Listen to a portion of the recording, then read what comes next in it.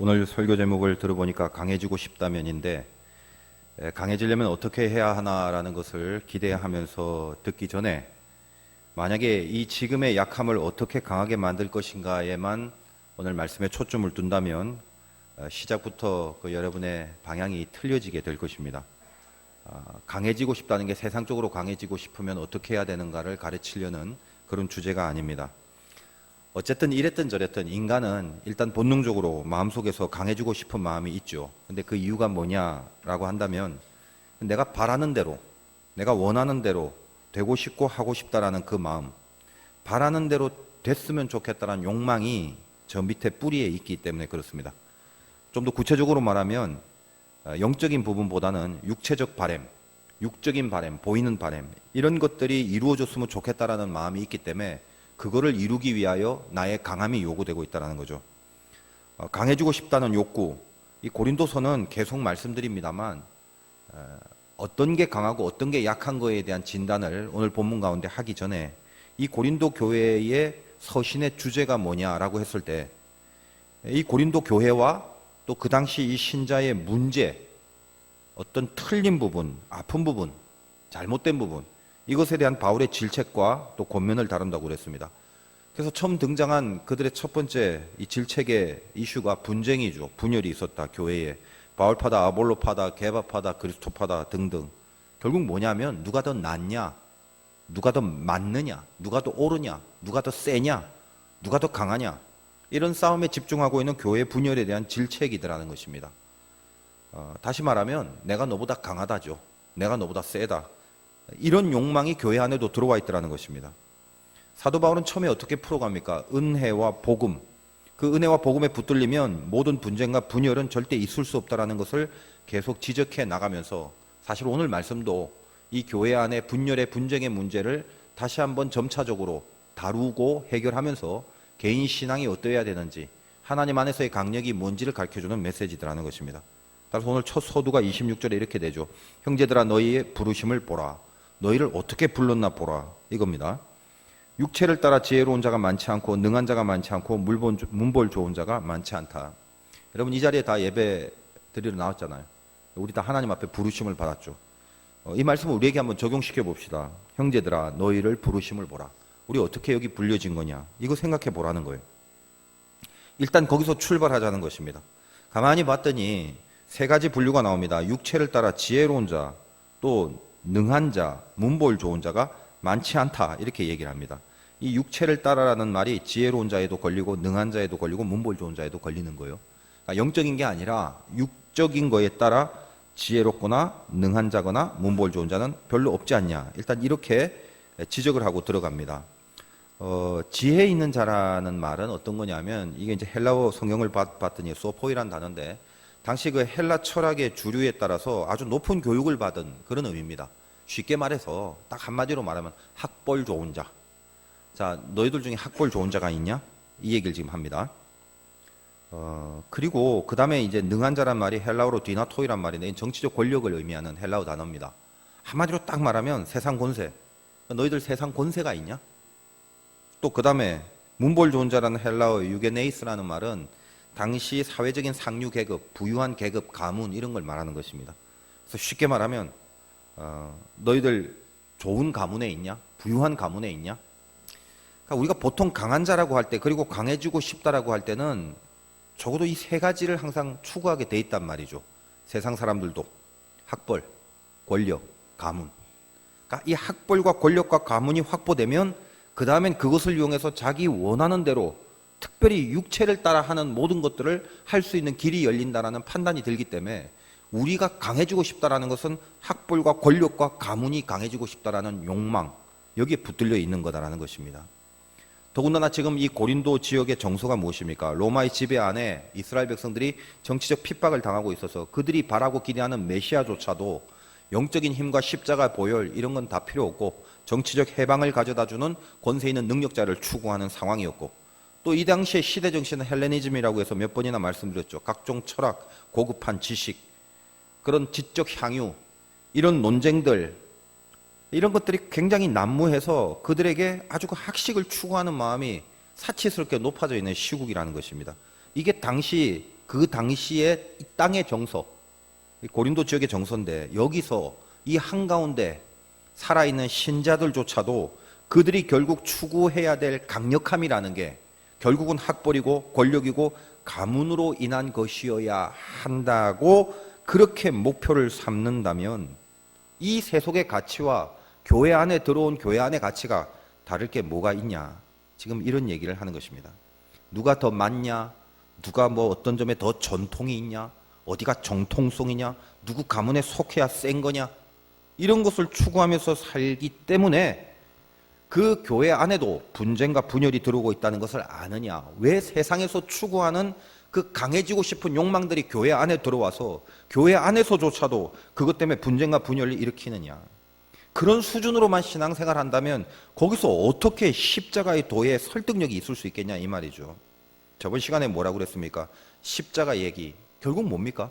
십자가가 한마디로 그냥 죽어버리더라는 거예요. 강하면서 아주 강하게 살면서 이렇게 밟아줘야 그게 능력이지 왜 십자가는 맥없이 죽어버리냐 이거죠. 그러므로 강한 것을 추구하는 세상에 멸망받을 사람들에게는 이 십자가는 더없이 미련한 것이죠. 그냥 죽어버리는 것처럼 미련한 게 어디 있어요. 그러나 그 미련함이 구원받은 우리에게는 오늘날 지금까지 이렇게 예배를 드리는 예배자로 우리를 살아나게 하는 하나님의 능력이 돼서 다시 살아나는 구원을 이루게 하신 하나님의 깊은 능력이 바로 십자가다라는 거죠. 따라서 안 믿고 멸망한 자에게는 그처럼 미련한 것이며 세상의 강력함을 추구하는 자에게는 십자가는 씨알이 먹히지도 않는 것이며 그 능력과 그 보혈의 공로를 덧입은 우리에게는 더할 수 없는 하나님의 능력이 될 수밖에 없다는 말입니다. 그런데 교회 안에서 이 십자가의 도가 더할 수밖에 없는 이것처럼 더 강한 강력이 없다라는 것을 알고 살아야 될 사람이 그들이 추구하는 목표와 강해지고 싶은 욕망이 전신의 시대 정신에 따른 권력, 학벌, 가문 이런 거라면 이게 어떻게 신자의 삶이겠냐. 그리고 고린도 교회가 그런 세속적인 가치와 세속적인 강력함에 대한 목표와 의욕이 들어오는 바람에 너희들끼리 분쟁과 분열이 일어나고 진리와 빗나간 비본질적인 신앙의 삶을 살지 않느냐. 이게 바울이 지금 풀어가는 흐름이라는 것입니다. 이 피로 세워진 교회와 그 보혈의 공로로 하나님의 자녀가 된 우리들이 아직도 세상의 강함만을 부러워하고 이 세상의 강함만을 인생의 목적으로 살고 간다면 이건 애초부터 본질에서 빗나간 모습이다라는 거죠. 오늘 여러분이 설교 말씀의 이 제목이 강해지고 싶다면 어떤 기대가 있었습니까? 굉장히 좀 강력해지죠. 강해지고 싶죠. 잘 파악하십시오. 오늘의 메시지는 여러분이 강해지는 방법을 얘기하는 것이 아닙니다. 강해진다는 게 뭐냐라는 거예요. 내가 지금 강함을 목적으로 살고 있는 인생이 아니냐, 오히려 지적받아야 된다는 겁니다. 사실부터 한번 확인해 봅시다. 팩트라고 하죠, 여러분. 지금 교회에 있는 너희를 한번 봐라. 사도 바울입니다. 팩트가 뭔지 아냐? 사실부터 한번 보자. 오늘 바울이 뭐라고 합니까? 고린도 교회에. 너희 한번 봐라. 지혜로운 자가 있냐? 능력 있는 자가 있냐? 문벌 좋은 자가 있냐? 학벌 있냐? 권세 있냐? 가문 좋냐? 이거죠. 이거 우리에게 한번 적용해 봅시다. 여기 학벌이 있는 자가 누구예요? 여기서 서울대 나온 사람이 몇 명이나 돼요? 여기서 박사 학위가 있는 사람이 과연 몇 명이나 됩니까? 여기서 권세 있는 사람이 얼마나 돼요? 판검사가 있어요? 고위공직자에 있는 사람이 몇 명이나 돼요? 가문 좋은 사람은 있습니까? 뭐 사돈의 팔촌을 통틀어서 삼성이나 현대 같은 뭐 대기업의 회장 사장들 그런 사람이 있는 가문들 있나요 혹시? 실제적으로도 없지 않냐? 별로 많지 않지 않냐? 그럼에도 실제로도 없는 너희들이 왜 교회 안에서 신자로 살아가면서 세상에서 실제로 강하지도 않은 인간들이 왜 이 안에서 세속적인 강해짐을 그걸 추구하려고 혈안이 돼 가고 있느냐?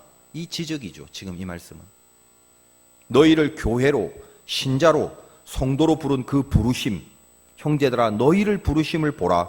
그 부르심이 어디에 근거한지 아느냐? 너희들이 갖고 있는 학벌, 권세, 가문 이런 걸로 부르지 않았다. 그럼 뭘로 불렀는데? 27절에서 28절. 그러나 하나님께서 세상에 미련한 것들을 택하사 지혜 있는 자들을 부끄럽게 하고 세상 약한 걸 택하사 강한 걸 부끄럽게 하고 세상 천하고 멸시받은 것 없는 것들 택하사 있는 것들 폐하려 하신다. 여기 등장하는 공통된 언어줄 택하사 제일 많이 들어가 있죠. 이 말입니다. 그 부르심이 어디에 근거한 거냐? 택하사 아무것도 없는 너희들이 감히 하나님의 자녀가 된 근거가 뭐냐면 학벌, 권세 그렇게 요구하는 가문, 이런 세상적 강함은 하나도 없고 오로지 하나, 하나님의 택하신 그것 때문에 오늘 우리는 이 자리에 와 있지 않냐, 이것부터 확인하라는 거예요. 그 택하심이란 단어를 이 고린도서의 흐름에 따라 다른 단어로 바꾸면 은혜죠. 은혜. 우리 은혜라는 말을 지금 다루어 있지 않습니까? 오로지 은혜.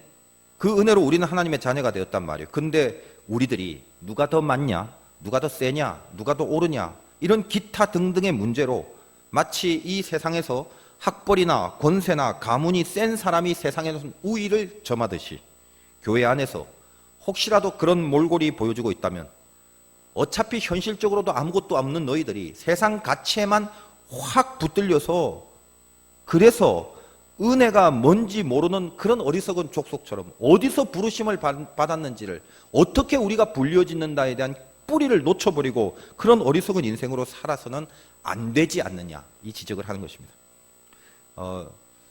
이 부분을 조금 더 리얼하게 예수님께서 우리들에게 비유로 설명한 부분이 마태복음 18장에 있는 본문인데, 여러분 다 알다시피 1만 달란트 빚진 종이 있는데 그 빚이 너무 크니까 주인이 그 종에게 빚을 갚아라, 못 갚으면 이 가족들 다 노예로 팔아서 빚을 청산한다.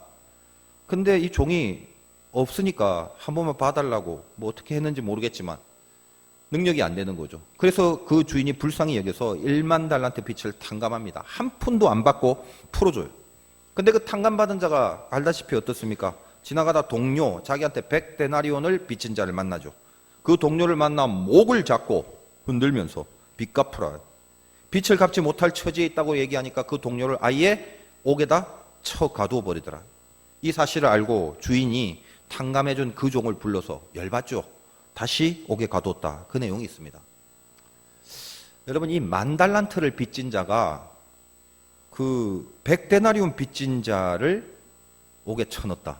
10,000달란트를 정확하진 않습니다만 이 10,000달란트는 데나리온으로 600만 데나리온인데 10,000달란트가 어느 정도 돈이냐면 지금 우리 이 시세로요, 대강 6조 원입니다. 6조 원. 부유하신 여러분들은 놀라지도 않는다는 걸 지금 알고 있습니다만 하루에 1,000만 원씩 갚아도 200년을 갚아야 되는 돈이에요. 근데 그걸 탕감받은 자가 100데나리온, 끼케야 600만 원입니다. 6조 원을 탕감받은 자가 600만 원 안 갚는다고 목을 잡아 옥에 쳐넣었다는 거죠. 이런 배은망덕한 사람이 있나요? 여러분도 듣기만 해도 흥분되죠. 세상에. 그게 우리들이다. 이 얘기를 예수님께서 하시는 거죠. 여러분 생각해 보세요. 지금 자기가 6조 원을 갚아야 될 사람인데 왜 이 사람은 600만 원 정도 빚진 동료를 안 갚냐고 이렇게 옥에 쳐넣었을까요? 얼마나 못된 심성일까요? 얼마나 배은망덕한 걸까요? 근데 곰곰이 생각해 보면요, 더 깊은 곳에는 어떤 게 있냐면 왜 그랬을까를 한번 추적해 보니까 딱 한마디로 이 사람은요 6조 원의 빚을 탕감받았다라는 실감이 없는 거예요. 내가 지금 6조 원을 갚아야 될 사람인데 그걸 안 갚아도 된다는 사실에 대한 인식과 실감과 가슴 뜀이 없는 거예요. 여러분이 은혜로 구원을 받았다는 실감이 없이 이 자리에 맹한히 있다가는 나한테 조금 상처 주고 피해된 그 사람 보면서 목을 잡을 사람들이란 말이에요. 그러나 내가 죽다 살아났다라는 은혜 속에 이 탕감에 대한 인식이 가슴 뛰게 있는 사람들은 그러지 않겠죠. 너희들이 어디서 부르심을 받았는지 알아라. 여러분이 지금 남들보다 강해지고 싶은 거, 그래서 뭔가 자랑하고 싶은 거, 그래서 거기서부터 오는 모든 악함들, 그게 예를 들면 어떤 겁니까? 용서라는 게 없고 관용이라는 게 없고 자비라는 게 없고 남을 헐뜯고 내 뜻이 관철되지 못하면 이를 부득부득 갈며 몸을 떨고 얼굴이 경직되는 그 형태와 모습들. 그래서 내가 분명히 너보다 세고 강한데 내가 맞고 옳은데 넌 왜 내 말을 안 듣냐? 그렇게 강팍해지는 가장 핵심적인 이유가 뭐냐? 내가 받은 은혜에 대한 인식과 실감이 없다는 거예요. 내가 받은 은혜에 대한 가슴뜀이 없다는 거예요. 그리고 여러분 개인적인 문제도 마찬가지입니다. 공동체 속에서도 마찬가지입니다만 개인의 문제도 한없이 무기력해지는 이유들이 있단 말이죠. 어떤 고난 앞에서 한없이 좌절되고 힘이 빠지는 이유 중에 하나 어떤 겁니까? 여러분들은 그 문제를 여러분이 가지고 있는 여러분의 강함으로만 해결하려는 목표를 가지고 있기 때문에 그래요.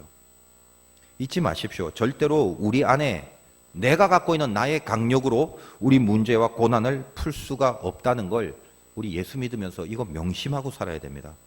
제가 이제 조금 있다가 우리 개인의 고난의 문제를 풀어가는 기가 막힌 비법을 가르쳐 드릴게요. 근데 그 전에 다시 한번 점검하고 시작할 부분이 있습니다. 우리 고린도서 이 첫 시간에 우리 자신을 무엇으로 파악하고 출발하라고 그랬습니까? 나는 은혜입니다. 같이 한번 우리 반복했잖아요. 그러니까 중요한 거기 때문에 같이 따라합시다. 그렇지 않습니까? 잊지 말라고 했죠. 그걸로 풀어가는 거예요. 나는 은혜입니다. 여러분 안에 뭐가 있습니까? 저는 우리 교회에 학벌 높은 사람 많이 없는 거, 박사 학위 있는 사람 많이 없는 거 얼마나 감사한지 몰라요. 우리 교회 판검사 없는 거 얼마나 복된지 몰라요. 삼성 현대기업의 가족들이 여기 없는 거 얼마나 기쁜지 몰라요. 몰라? 혹시 또 어디 숨어 있는지 모르겠지만. 여러분, 목사들도요, 은혜 까먹어버리면, 내가 어떻게 부르심을 입었다는 걸 딱 잊어버리면 어디 가서 무슨 자랑을 하면서 으쓱거리냐 하면 우리 교회 성도가 몇 명이다, 결산이 얼마 됐다, 우리 교인 중에 이렇게 높은 사람이 있는데 나한테 잘해주는 사람이 이렇게 썩 괜찮은 사람이다, 이런 어마어마한 부자가 있고 이런 높은 공직자가 있고 뭐 이런 대기업의 사장이 있고, 그 뿌듯해하고 자랑하는 그런 자랑을 하고 돌아다닌단 말이죠. 이게 감사함에 대한 고백인지, 그로 인하여 내가 썩 괜찮은 강력한 사람이라고 그렇게 자기 자신을 자랑하는 건지 한번 분별해 보시란 말이죠. 제가 며칠 전에 그 동지방 과정고시 뭐 강의를 맡았고 어떤 장로님을 이제 가르치러 갔다가 뭐 이래저래 모여있는 목사님들 만나서 뭐 들은 얘기인데, 뭐 감리사 문제로 뭐 이야기하는 걸 좀 들었어요. 근데 제가 거기서 참 제 속으로 한번 좀 묵상을 해본 게 뭐냐 하면 이런 얘기를 하더란 말이죠. 웬만한 나이가 되고 중경교회에 이제 담임을 하면, 웬만한 나이가 되고 이제 짬밥이 좀 되면, 우리 그 감리교는 뭐 모르시는 분도 있겠지만 그 감리사라는 게 있지 않습니까? 지방의 감리사, 그리고 모이면 이제 연회의 감독이 되고, 그런데 그 감리사를 안 하게 되면 그 목사는 왜 안 하냐? 뭐 하자가 있냐? 이렇게 얘기를 한단 말이죠. 그런데요, 저는 그게 처음 들은 인식인데, 그래서 어떤 교회에서 목회를 얼마나 못하면은 그 교회에서 그 목사님 감리사 되는 걸 반대해서 못하는 게 아니냐, 아니면 무슨 굉장히 무능하거나 뭐 어디 한 곳이 빈 곳이 있어서 그걸 못하는 거 아니냐, 그래서 이거를 죄다 이상하게 본다라는 그런 의견이 있다라는 거예요. 저는 그게 처음 느낀 인식이거든요. 그렇게도 생각할 수 있다는 게 뭐 아직도 저는 잘 뭐 이해는 됩니다만 굉장히 생소한 거죠. 도대체 어쩌다가 이 사람들이, 그리고 목회자들의 생각이 왜 여기까지 꼭 그걸 안 한다고 해서, 그 보직을 사양하고 양보한다고 해서 이상한 사람으로 취급을 받는 그런 정서가 벌써 돼버렸나? 그런 마음이 들더라는 것입니다. 물론 대부분 제가 보니까 뭐 아닌 사람도 있습니다만 거의 대부분은 뭐 감리사나 감독이나 이런 감리교 목사라면 그런 어떤 뭐라고 표현해야 됩니까? 어쨌든 그 높은 보직? 뭐 마땅한 표현이 없으니까 어쨌든 그런 거를 다 하고 싶어 하는 것 같아요. 제가 쭉 보니까. 그거는 뭐 비난한 일은 분명히 아닐 것입니다. 왜냐하면 어차피 교단 내에서, 이 교계 내에서 보직이라는 건 본질적으로는 뭡니까? 섬기는 거죠. 섬기려고 그런 보직이 있고 헌신하겠다라고 그런 보직이 있지 않습니까? 그래서 뭐 내용적으로 진짜 헌신을 하는지 안 하는지는, 내용적으로 진짜 섬김의 마음을 갖고 임하는지는 하나님이 판단하실 일이고, 어쨌든 그 보직 자체는 모든 교계나 교회에서는 섬기려고 주는 보직들이잖아요. 목사도 마찬가지고, 장로도 마찬가지고, 뭐 감리사도, 감독도 마찬가지고. 근데 그거 말고 꼭 그런 감리사나 감독 이런 보직을 통해서 일을 안 하고 뭔가 하나님이 자기에게 주신 은사와 뜻을 갖고 거기에 집중하여 목회하시는 분도 있을 것 아닙니까? 근데 그렇게 하면 안 되나요? 그렇게 하는 걸 꼭 무슨 이상한 하자가 있는 것으로만, 그런 렌즈로만 바라보는 이 구도가 도대체 어떻게 되어버린 건지. 일전에 제가 그 임원 세미나 갔던 고향지방에, 그 고향지방이 제일 큰 교회였어요. 거기 담임 목사님도 나이가 이제 60이 넘으시고 그 교회에서 한 28년 동안을 목회하면서 한 번도 감리사를 이제 안 하셨대요. 그게 뭐냐? 당신은 그냥 선교하고 하나님이 주신 은사가 그거기 때문에 자기가 잘할 수 있는 게, 선교하는 것에 집중하고 그리고 감리사 이런 거는 다른 목사님들도 하시고 싶은 분들이 많으니까, 그러니까 자기는 안 하고 극구 사양하면서 이제까지 살았다고. 그래서 거기에 에너지를 집중해서 선교에 쏟았고, 말씀드렸다시피 중국에 42개의 교회를 세웠단 말이죠. 그 교회가. 그 얼마나 귀해요. 근데 그걸 귀하게 여기는 게 당연하고 그걸 귀하게 여기는 게 상식인데, 가만 보니까 저처럼 생각하지도 않는 경우가 있더란 말이죠. 뭐 하자가 있지 않냐, 뭐 이상한 생각을 하고 있지 않냐, 뭐 이런 기타 등등. 다들 은사가 다르니까 무슨 어떤 보직을 갖든 안 갖든 이게 주는 생각의 차이가 이렇게 틀릴 수가 있는가, 이런 안타까움이 좀 저에게 새삼스럽게 생겼어요. 그런 인식이 있다는 걸 보고 솔직히 좀 놀랐어요. 그렇게도 볼 수 있구나. 오늘 그 청년부 부흥회를 인도하러 가는 교회는 강서제일교회인데, 서울 강서구에 있는 교회인데, 그게 뭐 인천 쪽은 우리 선교사들이 많이 들어오니까 오래된 교회가 많지만, 근데 서울에 그렇게 오래된 교회가 있는 거는 참 놀랄 일이죠. 저희보다 1년 더 오래된 교회예요. 제가 잘 기억은 안 나는데 한 2, 3년 전 거기 그 임원 세미나 요청을 받아서 거기 갔는데, 근데 그때 갔던 제 기억은 잊을 수가 없는 게 그날 급체를 해버렸거든요. 기억이 나시는지 모르겠어요. 얼굴이 새하얘지고 도대체 이거 큰일 난 거예요. 근데 우리 성도님들의 기도 덕분인데, 이게 틀림없이 그 설교하는 그 기간만큼은 진짜 기가 막히게 딱 그 기간만큼 괜찮은 거예요. 제가 그래서 그때의 그 세미나 인도했던 설교는 지금도 잊지를 못합니다. 정말 기억에 남는 그날이었는데, 아무튼 이런 게 참 신기해요. 목회를 하다 보면 참 그야말로 그 시간만큼은 신비스러운 힘이 붙들어 주는 거단 말이죠. 그 제가 어디 가서 이렇게 설교를 할 때는 항상 여러분도 꼭 인식해 주셔야 될 게, 제 개인의 사역이 아니라 화도교회가 말씀, 하나님의 말씀으로 다른 교회를 섬기는 교회 사역입니다. 따라서 여러분 같이 기도해 주실 필요가 분명히 있음을 다시 한번 당부드립니다. 설교의 대가인 스펄전 목사님의 인터뷰를 했다고 그러잖아요. 당신 어떻게 그렇게 설교를 잘하고 뭐 어떻게 이렇게 감동을 주십니까? 근데 거기에 대해서 대답은 안 하고 그 사람 데리고 자기 교회를 방문시켜 갖고 문마다 다 열어봤대요. 교회 문을 여니까 거기에 그 목사님의 설교를 위하여, 그리고 그 교회 전체의 그 하나님의 사역을 위해서 계속 그 방마다 중보의 기도팀들이 꽉꽉 들어차서 기도하고 있더래요. 설명 안 하고 그냥 이거다라고 보여줬다는 것입니다. 시사하는 바가 굉장히 크죠. 아무튼 그 교회도 꽤 오래된 교회니까 그 목사님하고 제가 이제 개인적으로는 모르는 목사님이지만 그때 처음 만나서 이 얘기 저 얘기 하다가, 청년들이 죽어가는 현실에 대해서, 그 교회도 이제 좀 오래됐으니까 아무래도 그런 게 있겠죠. 아무래도 이제 서울이라서 우리보다는 지역성으로 훨씬 낫습니다만, 그 오래된 교회가 갖고 있는 그 고착함이 분명히 있지 않겠습니까? 그래서 제가, 우리는 왔을 때 이 젊은이 교회와 청년들이 신앙의 계승을 이어가지 않으면 안 된다는 사명을 갖고, 제가 이렇게 젊은이 교회도 직접 그 예배도 인도하고 설교도 합니다. 이런 식으로 이제 얘기를 했더니 그게 도전이 되었는지 벌써 한 2, 3년이 지났을 것인데, 얼마 전에 전화를 해서 이 부흥회를 저에게 요청하면서, 올해부터 그 교회도 그 담임 목사님이 이제 저보다 연배는 높으시지만 그 목사님이 직접 청년부를 자기가 인도하겠다라고 그렇게 결단을 하셨대요. 그래서 그 첫 번 예배를 오늘 드리는데, 오늘부터 3일 동안을, 오늘 오후 예배, 내일 저녁, 모레 저녁, 처음 이 3일을 강력하게 부흥회로 강하게 이끌어가고 싶다고 그걸 저에게 첫 집회를 요청했습니다. 제가 집회를 할 때는 항상 그 의미가 중요하죠. 그러니까 그런 심령으로 임하시는 그 목사님의 목회에 대한 열정, 제가 그 마음 잘 알거든요.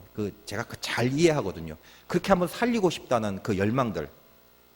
그래서 제 마음에 그냥 감동이 와서 K 며칠 저번 달에 이렇게 저에게 요청을 했을 때 K 승낙을 했습니다. 여러분한테 기도도 부탁드리고요.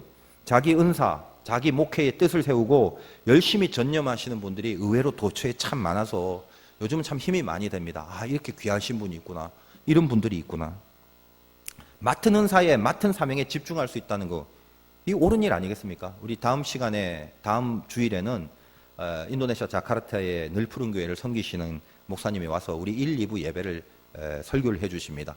우리가 110주년을 맞이해서 우리 선교도 지향하고, 그 교회가 제가 참 감동받은 게, 예전에 제가 그 인도네시아 가서 아시아에 있는 한인연합 세미나, 한인교회 연합 세미나, 아시아에 있는 목사님들이 모여서 세미나 하는 그 세미나의 전 과정과 경비를 그 교회에서 다 대고, 교인 한 명 한 명을 목사님과 매치시켜서 끝까지 섬기고 봉사하는 이 모습을 보고 제가 깜짝 놀랐어요.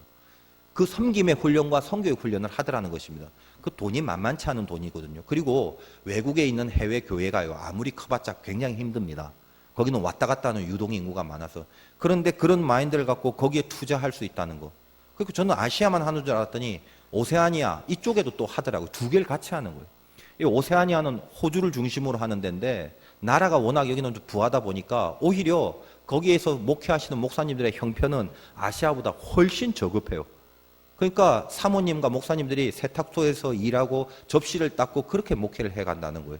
그래서 이쪽도 이 교회에서 담당해서 그 호주 아시아 그 오세아니아 연합 목회자 세미나도 이 교회에서 담당을 한다는 거예요. 제가 마음이 참 이거는 평범하게 가질 수 없는 생각인데 너무 귀하더라는 거죠. 그래서 아무튼 저희 교회 110주년 맞는데 한국에 한번 들리신다길래 제가 요청을 했어요. 목사님 와서 말씀 좀 전해달라고, 선교와 섬김에 대한 그런 메시지를 좀 전해달라고. 참 귀하신 목사님인데, 그래서 아무튼 다음 주도 제가 아무튼 기대를 많이 합니다.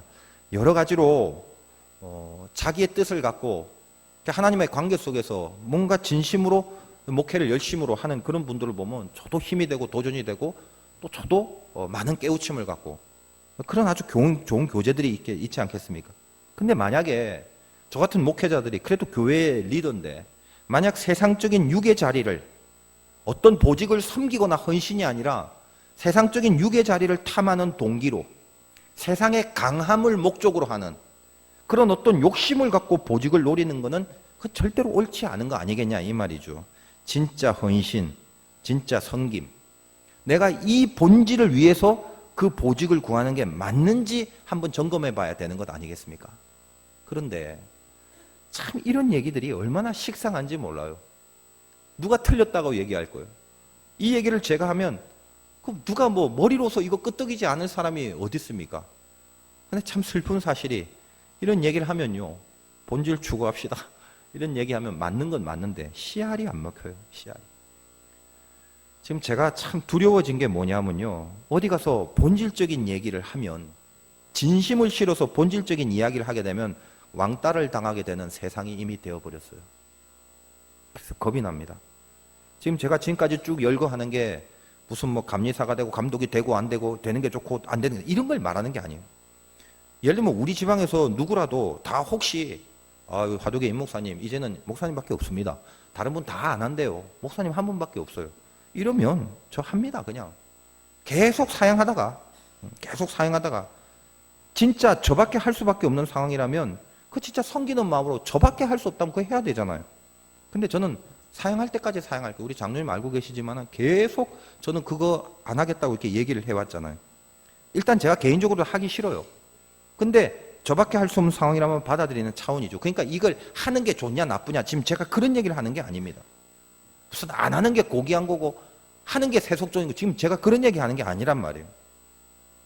그냥 다른 분들이 그 달란트가 계셔서 뭐 그런 보직으로 헌신하고 싶은 목사님들이 많이 나오면 당연히 그분들이 하면 되지 않아요? 근데 그런 분들이 없을 때 그런 분들이 아마 없지는 않을 거예요. 계속 있을 것입니다.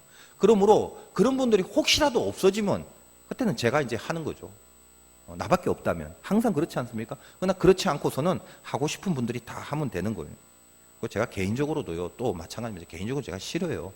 뭐 앞에서 이렇게 회의 진행하는 거, 특별히 이런 거 제가 제일 싫어요. 뭐 망치 들고 도마 땅땅 치는 거 제일 싫어하고요. 뭐 가하시면 이해하시오. 저는 이 멘트 자체를 싫어해요. 그러니까 저도 우리 화도교회도 목회하기가 능력이 딸리는 사람이라는 걸 제가 잘 압니다. 또 이런 또 얘기를 하면 또 성도님들 중에는요, 괜히 목사님 겸손 떠신다고 그렇게 또 얘기를 해요. 근데 그나마 그것도 저를 좀 여겨주시는 분들이 높이 쳐주는 분들은 이제 그런 생각을 하세요. 목사 설교하기 참 힘듭니다. 겸손하게 좀 말하면 겸손 떤다고 하고 조금 자랑하면 재수 없다고 말하고 어느 장단에 춤을 춰야 될지 이렇게 힘이 들어요. 근데 분명한 건 뭐냐? 우리 하나님의 교회 안에서는 교회라는 것 자체가 뭔지를 모르면 그때부터 다 틀려버리게 돼요. 여기 완전한 사람, 거룩한 사람, 퍼펙트한 사람 모여서 하나님 찬양한 천사들 다 모입니까? 아니죠. 죄인 중에 괴수들이 다 모여서 하나님의 긍휼과 자비하심을 입었기 때문에 자기의 잘못된 그 괴수의 성격을 고쳐 나가는 노력에 매진하도록 모여진 집단이란 말이에요. 이걸 이해하고 들어가야죠. 이 모임의 수장인 목사들도 마찬가지예요. 이런 목사님들 한번 보세요. 서울대학 나와서 목사하는 사람 몇이나 돼요. 건강하고 지능이 높아서 뭐 대기업의 가문의 자녀가 돼서 그래서 목사하는 사람 몇 명이나 됩니까? 죄다 이상한 사람들 아니에요? 어렵고 힘들고 가난하고 무지하고 아프고 병들고 신학교라는 거요, 다른 대학 다 떨어져서 간신히 들어간 사람이 태반이거든요.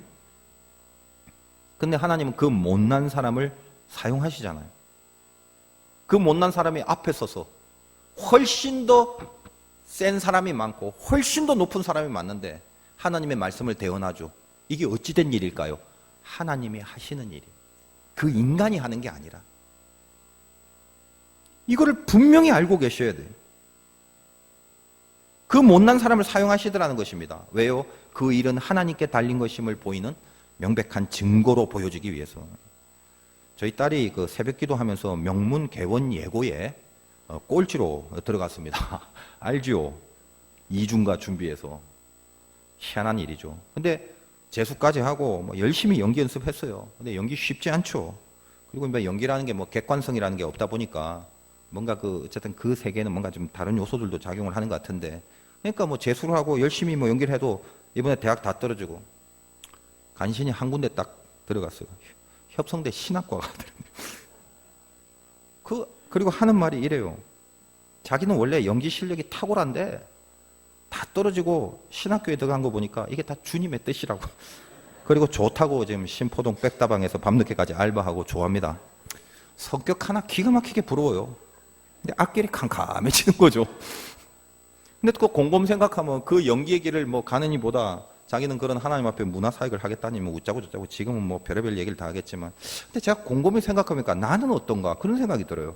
기독교하고 전혀 무관한 가정에서 아무런 능력, 실력 없는 제가 지금 여러분들 앞에서 하나님 말씀을 전하죠. 저는 이 자체를 신비로 느껴져요. 신비. 그냥 신비 덩어리예요. 아무리 생각해도 이건 하나님이 하시는 일일 수밖에 없는, 그리고 지금 이 시간도 하나님이 하시는 중이죠. 제가 하나님이 뭐 저를 사용할 만한 조건이 있어서 사용한다고요? 아니요. 절대 그렇지 않아요. 이거 정말이죠. 오로지 은혜. 나의 약함을 이용해서 그래서 너를 통해 일하는 것이 열매가 나오고 은혜가 나오게 함으로 하나님이 전적으로 하시는 거다라는 걸 나타내려는 주님의 은혜. 그 하나뿐이거든요. 교회 안에서요, 그러므로 좀 모자란 짓을 하는 사람들이 보이거나 느껴질 때가 있어요. 신앙생활 하다 보면. 근데 그때 답답해하기보다는 은혜를 생각해 보세요. 은혜. 바울 파라. 나는 바울이기 때문에 잘해. 아볼로 파야 아니야. 아볼로 밑에서 배워야 잘해. 그런 게 아니죠. 누가 더 세냐? 뭘 더 갖고 있느냐? 무슨 가문이냐? 무슨 족보냐? 무슨 권세냐? 이런 싸움이 아니죠. 저 답답하네. 참 연약해 보이네. 근데 제가 저렇게 꾸적꾸적하네. 하나님이 하시는구나. 이 인식은 세상에는 없는 인식이에요. 교회만이 가질 수 있는, 그래서 교회만이 그럴 수 있는 신비를 그 간직하고 지켜가야 하는 그 인식입니다. 은혜, 답답함, 못마땅, 그걸 느끼기 이전에 나 자신을 먼저 보는 거예요. 은혜자죠, 은혜. 나는 은혜다. 그러므로 당장은 갑갑하고 당장은 뒤틀리는 뭔가가 있다 할지라도 결국은 하나님이 하시는 거기 때문에 은혜가 드러날 것임을 믿고 기도하여 협력해 주는 그 훈련과 연습을 어디 딴 데 가서 거창한 선교지에서 하려고 하지 말고 여기 우리가 몸담고 있는 교회 안에서부터 터득하고 훈련하라는 거예요. 은혜가 자꾸 뜨거워질 때까지 말입니다. 이게 바울의 메시지예요. 우리에게도 적용돼야 될 메시지고, 이제 여러분이 강해지고 싶다면 적어도 강해야 할 것이 무엇인지에 대한 뿌리 정신이 밑바닥에서부터 바뀌어야 돼요. 여러분이 혹시 이 말씀을 그래 학벌, 가문, 권세 어떻게 이걸 확보해서 강해질까? 비법이 뭘까라고 귀를 쫑긋 기울이지 말라고 그랬죠. 오늘 메시지는 무엇입니까?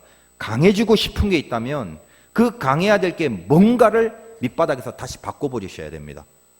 어떻게 바꾸라고요? 27절과 28절 다시 봅니다.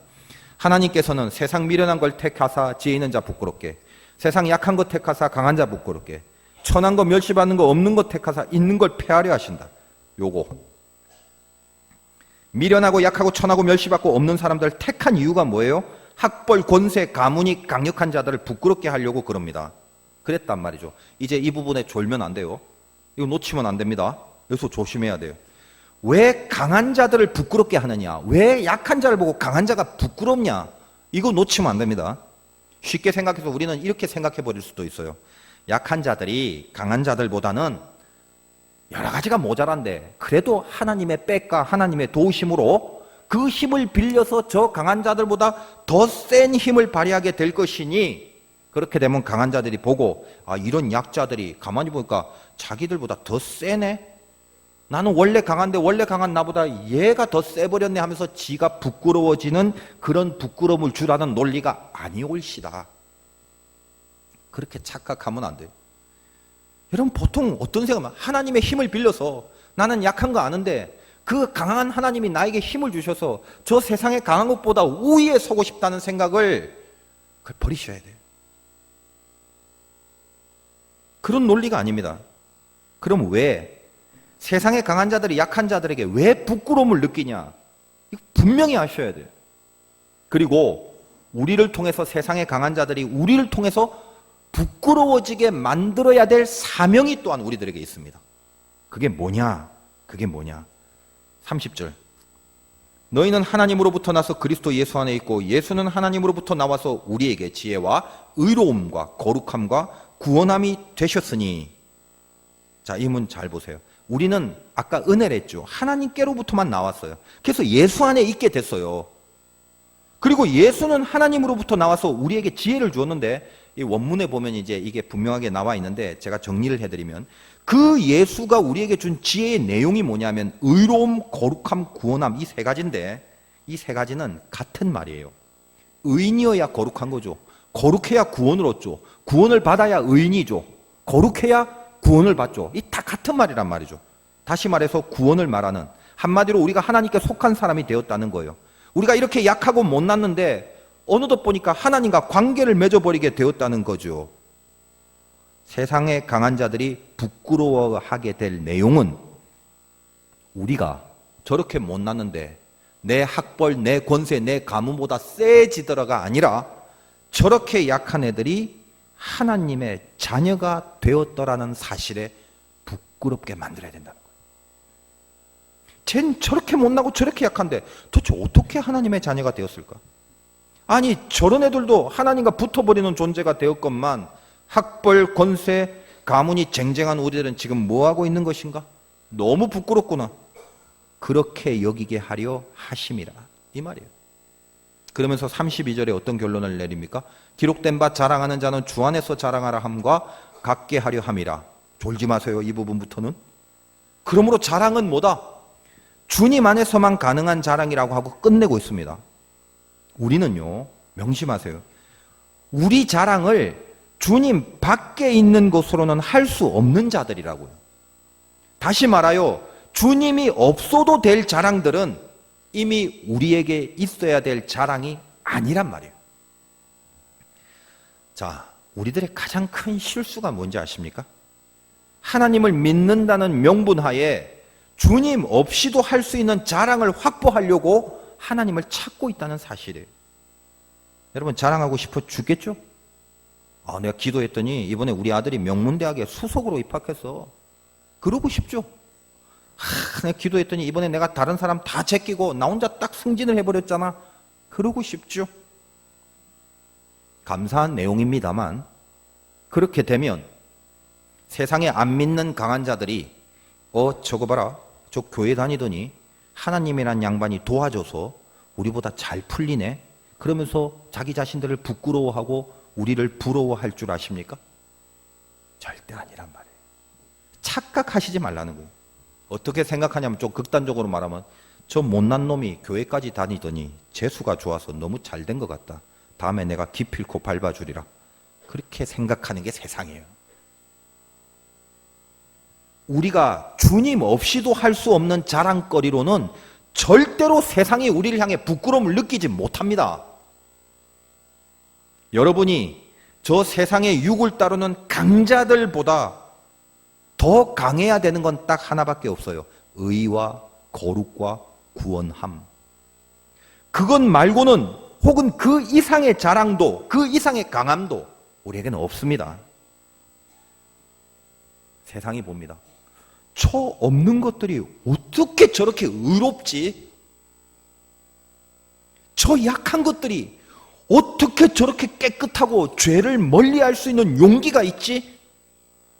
저 천대받는 미련한 것들이 어떻게 저렇게 서로 용서하고 자비와 사랑이 저렇게 넘치지?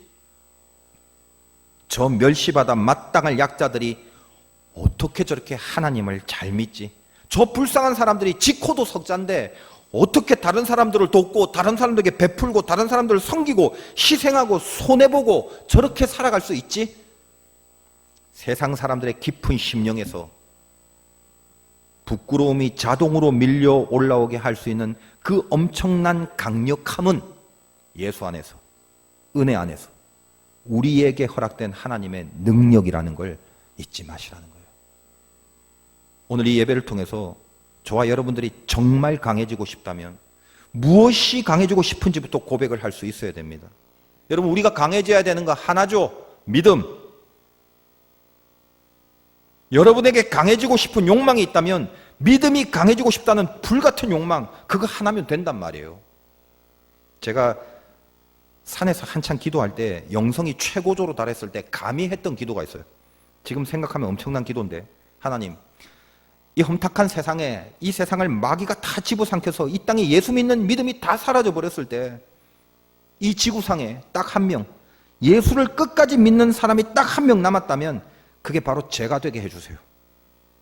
지금도 그 기도했을 때 생각하면 가슴이 뜁니다.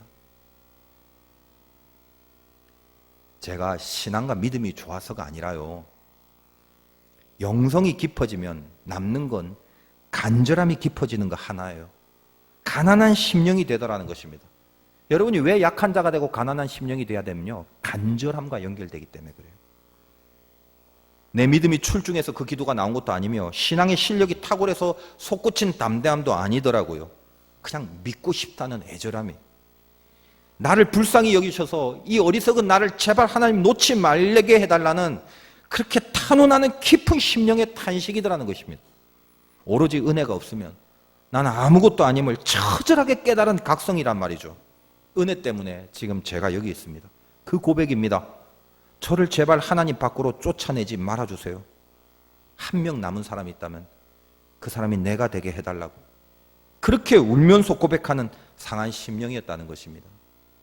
여러분이 약해야 될 이유가 거기 있다고요. 그리고 강해지고 싶다면, 유일하게 강해지고 싶은 욕망은 내 믿음을 강하게 하옵소서라는 그 거룩한 욕망, 그거 외엔 여러분에게 다른 자랑은 있어서도 안 되며 있을 수도 없으며 있을 필요도 없는 것입니다. 오늘 예배 가운데 될지 안 될지 모르겠지만 여러분, 주님 밖에서 자랑할 마음들 다 없어졌으면 좋겠어요. 여러분의 자랑은 이 못난 사람이 지금 하나님 옆에 붙어 있게 된 이 벅찬 감사, 그것만이 자랑이어야 마땅합니다. 인생의 문제와 고난을 만나면 사람들마다 다 그렇죠. 자기가 갖고 있는 자기의 강력함으로 그 문제를 풀어내길 바랍니다. 다 그래요. 근데 그건 해법 자체가 근본에서부터 틀려버린 거라고요. 절대로 우리가 갖고 있는 우리의 강력으로, 우리가 갖고 있는 우리의 자랑으로는 예수 안에서 나에게 닥친 문제를 해결할 수가 없습니다. 하나님이 우리를 자녀 삼아 주셨잖아요. 그 말은 뭐냐면 우리 아버지가 되셨다는 거거든요. 우리가 우리의 힘으로 우리 문제를 풀도록 절대 허락하지 않겠다라는 것입니다. 왜? 우리는 이미 당신의 자녀이기 때문에. 당신 자신이 우리 문제를 풀어주는 게 완벽함을 알기에 하나님이 우리 문제를 풀어주기로 약속하신 거예요. 그게 구원 얻은 하나님 자녀의 운명입니다. 이 운명을 놓치시면 안 돼요. 이 원리를 잃어버리면 안 돼요. 그러므로 우리의 강력함은 딱 하나, 그 하나님께 철떡같이 붙어 있는 거예요. 그리고 우리의 자랑도 딱 하나, 내가 하나님 옆에 이렇게 있을 수밖에 없었어. 이거. 은혜 가운데 내가 지금 하나님 옆에 있게 됐어. 이거. 그게 우리 자랑이라고. 어떤 시련이라도, 어떤 난관이라도, 어떤 절망이라도 하나님과 상관이 없는 나의 강함 때문에, 하나님과 상관이 없는 나의 자랑이 그 시련과 난관과 절망을 이기지 않도록 요구받고 부르심을 받은 그 운명입니다. 오로지 붙어 있는 것, 그거. 하나님 안에 들어가 있는 그 자랑과 그 강함으로 세상이 부끄러워, 그 부끄러움을 느끼게 할 그 믿음으로 풀어가게 될 인생입니다. 제 설교는 초신자에겐 좀 어려워요. 그러나 은혜를 알고 신앙의 경륜이 있는 분들은 이게 다 무슨 말인지 다 깊은 곳에서 동의하고 이해가 되는 이야기들 뿐일 것입니다. 단지 어떻습니까? 그러고 싶은데 잘 못 되는 우리 자신의 가슴침만이 있을 뿐이죠. 약할 때 강함 되시는 그 하나님이 여기서 나온 그 고백입니다. 그 하나님만이 나의 강함이란 말이죠. 여러분, 비법 하나 가르쳐 줄게요. 개인 고난의 문제를 풀 비법. 예수 믿는 사람만이 할 수 있는 비법이에요. 다른 데는 통용이 안 돼요. 예수 믿는 사람만 할 수 있는 비법이에요.